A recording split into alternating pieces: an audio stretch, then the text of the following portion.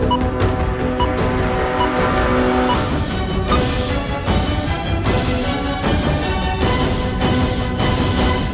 very good evening. This is the PNGTV Live News Bulletin. I'm Belinda Cora. Auditor General Mr. Philip Nauga was questioned at the Konodobu Headquarters Front Office earlier on today before he was taken up to the Baroko Police Station to be charged with conspiracy to defraud the state, abuse of office and misappropriation. Our reporter was at the Baroko Police Station late this afternoon to speak to Mr. Nauga, who declined to comment while his lawyer attempted to locate a judge to grant bail. Mr. Nauga is alleged to have misused a total of 247,500 kina of public funds belonging to Mendi and Aitape districts. More update to follow suit on this developing story. The wait is over for PNG fashion designers and models who desire to be in the best of PNG gowns on that catwalk as the country's premier fashion show to take place from the 5th to the 7th of April. The PNG Fashion Week will be showcased with the theme 1,000 Dresses and 1,000 Tribes. Florida Gulaseni with this update. And wear clothes too. Managing Director Phil McElligai says the PNG Fashion Week will be an extravaganza showcasing the diversity of culture, art and talent that exists in this thriving metropolitan through the platform of fashion. She adds that it is both an economic and national platform and provides a stage and an opportunity for people within the industry, especially in fashion, textile and beauty, to come together to showcase what they can do. To bring consumers, to bring retailers, to bring people all in the industry who can help them establish their businesses, to help them grow their businesses, all come together under one platform or on one platform to work together, to find ways to find synergy, to find ways to create business opportunity and overall to empower economically, to empower in different ways. And it's something that everyone can benefit from. The event will be a week long to provide opportunity for designers to showcase their products. Kelegai added that it also gives PNG Fashion an open door to partner with well-established organizations whose great support adds to the success of the show every year. So I've asked them to think around that theme and to create a collection that resonates with them, what that theme means for them. So we do have one designer who's just doing men's clothing, so that's great too, because our boys want to take part as well. Men wear clothes too, etc. But yeah, so we've got 14 designers, all with different perspectives, different views, and they all interpret that vision differently. So I'm excited to see. I haven't seen what they've done yet, so I guess we'll all see it together for the first time. Throughout the PNG Fashion Week, there will be 3 different fashion shows staged at different locations, and they are the Consumer Show at Vision City, which is open to the public, a designer show, which is only upon invite at the Century Hotel, and thirdly, the Gold Show, which will be at the Sejong Stadium, with entry upon ticket only. Seating is arranged from the closest to the stage at a 200 kina for VIP, then 100 kina behind them, and then 50 kina behind them. So we've tried to make it as affordable as possible so everyone can come along. You can grab your tickets at Jules Collins Jewelry at Vision City, as well as One Talks Clothing at Vision City. And they're running out, so if you can get them as quick as possible, at least you'll have some front row seats. The event will be an unforgettable visual feast, and all are invited to attend. Florida Gulaseni, PNG TV Live. The current accessible balance in the disaster relief account stands at over 59 million kina, with an added 50.2 million kina expected from commitments made by development partners and donor agencies. This was highlighted on the floor of Parliament today by Prime Minister Peter O'Neill when presenting a situation report at the special parliamentary sitting. Festus Maiganab with this report. Prime Minister Peter O'Neill took to the floor of Parliament this afternoon a situation report outlining emergency response in the quake-affected areas of the Highlands region and parts of Western Province. Of the 59 million in the relief account, Prime Minister O'Neill said this balance gives a misleading view of the funding situation as it fails to take account of the commitments yet to be drawn. Second, the release of the committed US $3 million from ADB as grant assistance. That should be available in the next few days. Today, as we speak, there's about more than 59 million kina in the account. The committed funds from ADB Japan and others are yet to come, and of course for the Kumul Petroleum. So we have got a sufficient amount of money to keep going for the next 3 months. This is the first earthquake of such magnitude in the highlands for almost 100 years, the last having no living memory since 1921. Mr. Speaker, this is not the first earthquake and it will not be the last. Our country is built on what is called the Ring of Fire. Relief exercise continue at speed. Fatalities, however, may never be known due to the remoteness of the areas.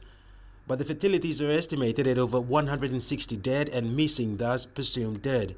Thousands more injured, some more serious than the others.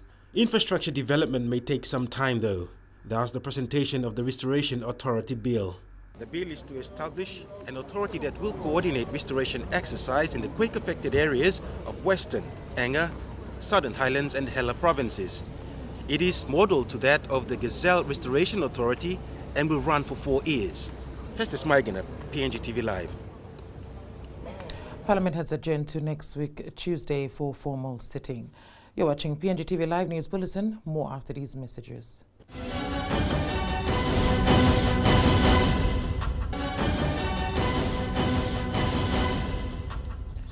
Holy Week is the most important week of the Christian calendar. It is because most important events of our salvation took place during this week almost 2,000 years ago. That's from the Secretary of the Catholic Bishops' Conference of Papua New Guinea and Solomon Islands, Father Victor Roach. He also had this message for all Christians. Florida Golaseni with this update. Father Victor Roach says, and I quote, "During this week it is good for us to repent of our sins, renew our life in Jesus, rejoice in the risen Jesus, for we are an Easter people. We all have our Good Friday experiences in our lives, worries, sicknesses, broken relationships, death of a loved one, big financial burdens, and etc. But God will be our light in our life and give an Easter experience." Unquote.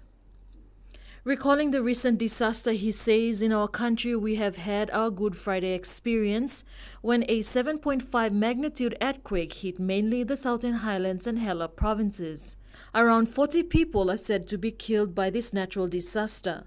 3,000 people are made homeless, many buildings are affected and will involve millions of kina to rebuild. He added that at the present time, much of our focus is on the APEC meeting of international leaders in Port Mosby to be held in November this year.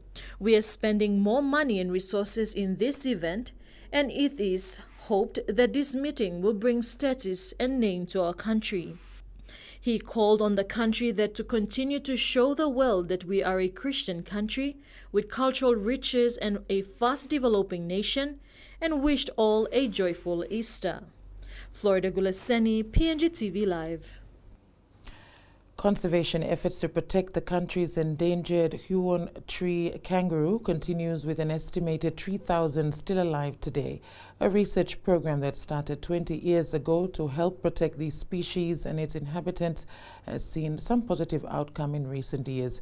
Gregory Avira with this report. On the eastern part of the country's mainland lies the Huon Peninsula. Bordering the Morobe and Medang provinces, the rugged mountainous area, like other parts of the country, holds diverse animal and plant species. One of such is the Huon Tree Kangaroo, also known as the Mosby Tree Kangaroo.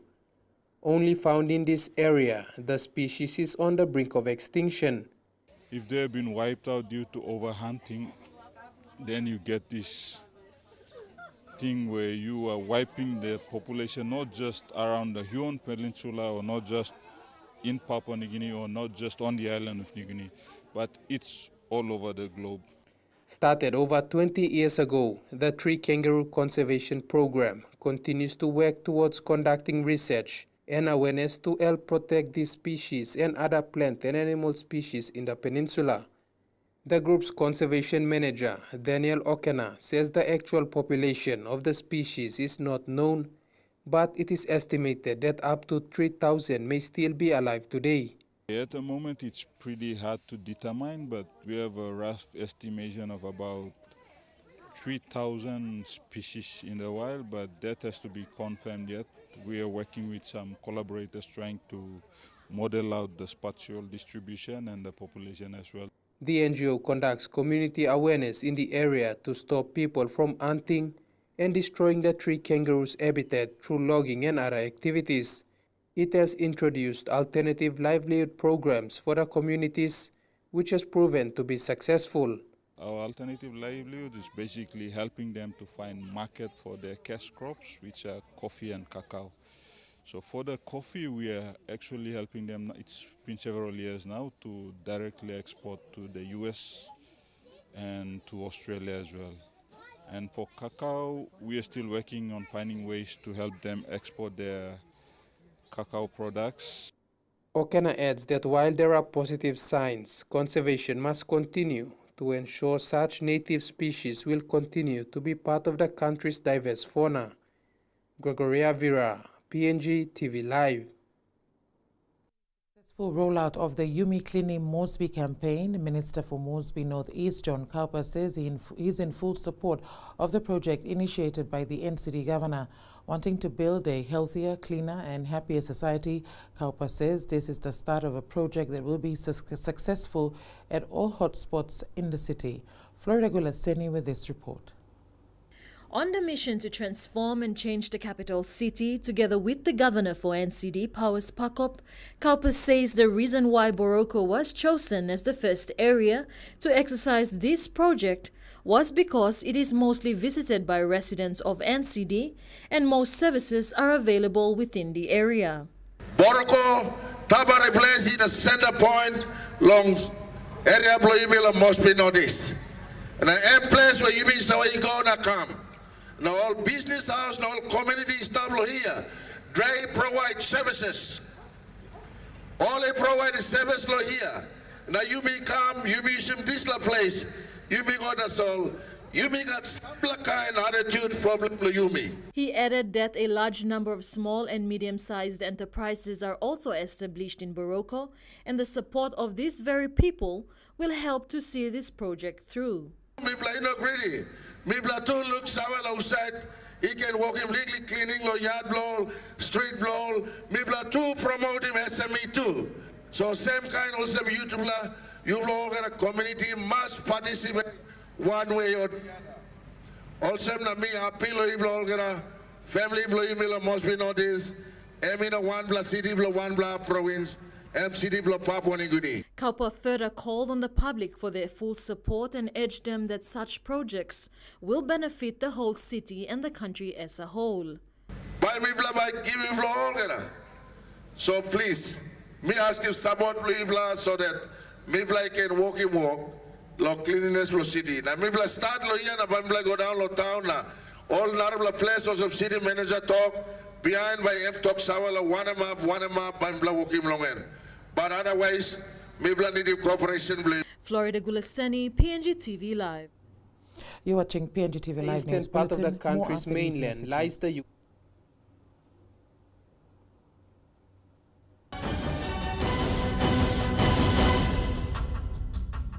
Welcome back. You're watching PNG TV Live News Bulletin. Good neighbors help each other in their time of need, and that is exactly what Oil Search is doing to remote communities in the Bosavi area that suffered severe damage during the February 26th earthquake.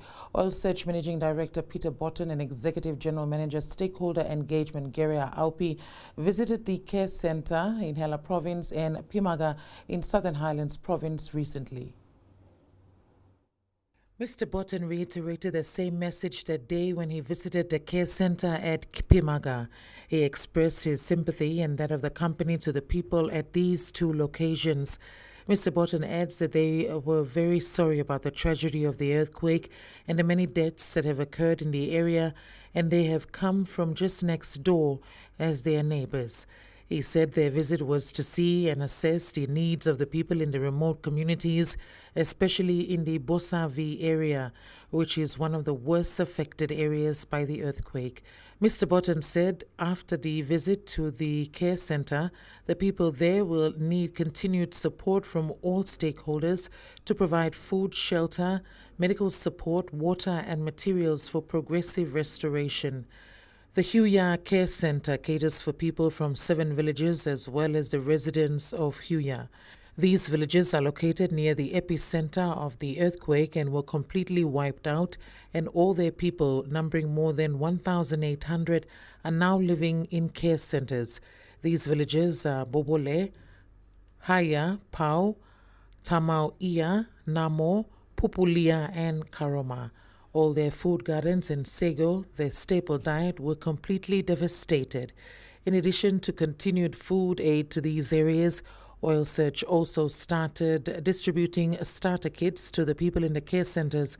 These kits comprise, among other things, 10 men tents, water containers, tarpaulins, and heavy-duty canvases, bush knives, bags of nails, and soap bars. Papua New Guinea Limited declared a 6.5 million kina contribution towards relief efforts in the quake-affected areas. The managing director, Richmond Fenn, says the company will stand by the government, its fellow development partners and humanitarian agencies in the fight against time to bring normalcy and relief. Festus Maganap with this report. Papua New Guinea Limited, operator of the Porgera mine in Enga province, says it will make a significant contribution to the disaster relief efforts, a contribution of a hefty $2 million. That's an equivalent of about 6.5 million kina. We hope that these contributions will provide much needed urgent relief to those who are suffering as a consequence of the disaster and assist in longer-term recovery efforts over the months to come. The operations have been affected. Prime Minister Peter O'Neill commended the company, acknowledging the fact that the contribution comes of the losses to its business operations in the wake of the quake. Porgera Mines was one of those greatly affected. The extent of damage is yet to be substantiated, but it is understood that power supply to run the mines come from the hides. They are facing difficulties, but they also have been able to make this kind of donation, so we are grateful for that. Temporary power, so we're able to have very limited production, so the losses have been quite big for us. We won't have hides operational for another several months. It has been reported that relief efforts continue smoothly. However, restoration to infrastructure may take a while, even for a number of years before some form of normalcy. Festus Maganap, PNGTV Live. Meanwhile, it's been over 4 weeks now since the earthquake struck the Highlands region, and relief efforts continue, especially for those worst affected in the Southern Highlands, Hela and Western provinces. Newcrest has come on board with a donation of 250,000 kina that will go towards water, sanitation and healthcare. This donation will be delivered by Kato Australia, an NGO actively participating in damage assessment and relief support. Festus Maganap with this report. Ian Kemish, Newcrest's Executive General Manager, Public Affairs and Social Performance, says the donation is one way of Newcrest showing its support as a long-term development partner in Papua New Guinea. While its operations at Lihir Mine in the New Island province and the Wafigopu joint venture of Morobe weren't directly affected, the crisis has impacted nearly 5,000 of its workforce, many of whom have family and communities in the affected region. In addition to this donation, Newcrest Lihir is working to ensure appropriate support is provided to its employees during this difficult time and will continue to consider additional ways to assist in the recovery effort, including in-kind donations of supplies and fundraising undertaken by the workforce. Newcrest donation will be delivered by Kato Australia, an NGO that is already active on the ground assessing the damage caused by the earthquake and distributing relief supplies to families in need. Newcrest donation will assist care reach 75,000 people in affected communities of Hela, Southern Highlands and Western provinces, providing clean and safe water and sanitation to groups affected by the earthquake. CARE is working in close partnership with the government of Papua New Guinea and other humanitarian organizations to share information and ensure the relief effort reaches as many people as possible with fair and equitable support. Newcrest's support will also enable CARE to conduct training with partners in PNG to help develop ongoing capacity building in the communities. Festus Maganap, PNGTV Live. To some sporting news and the Sports Talk Rugby Sevens Easter Challenge is scheduled to commence this Friday, the 30th of April, with 28 teams confirmed to take part. This includes 24 men's and 4 women's teams, with visiting teams the Black Orchids of Bougainville, Aroma Coast, PNG Highlanders of Southern Highlands, and Medgowns of Medang. Quentin and I with this update. In the quarterfinals and semi-finals. Tournament Director Paul Joseph says all teams are excited and looking forward to the tournament, with preparations well underway. The PNG Highlanders from the Southern Highlands province recently participated at the Fiji Beta Maris Sevens tournament. Black Orchids will be looking to continue their top form after taking out the title at the recent South Sevens tournament. Black Orchids, they've been in camp since then. They've been training up in Goroka, so they come in well prepared for this tournament. We also have the PNG Highlanders, who have just returned from the inaugural trip to the Fiji Beta Maris Sevens in Suva on the weekend. Old Dogs, Aroma Coast and Medgowns are expected to make a comeback in Sevens tournament. Other teams from the NCD suburbs confirmed to take part include Gerehu Natives, McGregor Bullets, Northern Drifters, and the 8 Capital Rugby Union clubs, including Defence, Uni Piggies, and Harlequins. Major sponsor of the tournament, Sports Talk Director Benson Upa, says they want to support and develop rugby sevens in the country. We have come in with our partners to sponsor this event. It'll be an annual event. Like I said, basically to identify raw talent, give opportunity to more players to participate, more teams to participate, so that we can identify and develop sevens players in the future. After day 1 on Friday, the men's teams will be ranked and the top 8 qualify for the cup finals. Top 9 to 16 teams will battle for the plate, and top 17 to 24 will challenge for the bowl. So in the quarterfinals and semi-finals, all teams in each of those 3 finals must win to continue the fight to the last game on day 2. A total prize money of 20,000 kina will be distributed to winners following the grand final on Saturday, the 31st of April. Quintina Naime, PNGTV Live. And a fundraiser which was started off by English rugby club Widnes Vikings following the passing of the late Kato Ottio has seen over £16,000 raised, equivalent to 75,000 kina. The club says the money raised will be handed over to the late Ottio's family soon. Gregory Avira with this report. It has been over 2 months now since the passing of the late rugby star. His death shocked the league fraternity, not only in the country but abroad. This would have been his first year playing with his new side, Widnes Vikings. Despite not having played one match for the English side, the club has considered him as one of their own. In response to his passing, the club delivered a number of fundraising initiatives. This included a crowdfunder campaign that raised £10,520, a bucket collection at the pre-season friendly against Whitehaven that raised £4,300, and a special Kato 18 shirt transfer that has raised £1,600. These have all totaled up to £16,420, equivalent to 75,958 kina. The club says it is grateful to have the support of PNG legend Stanley Gene, who is working as an intermediary between the club and Kato's family in the distribution of these funds. The club has also secured a confidential insurance payment which will further support Kato's family. Gregory Avira, PNG TV Live. And that's where we end the news for this evening on PNG TV Live. More at 7 p.m. tomorrow from myself and the news team. It's good night.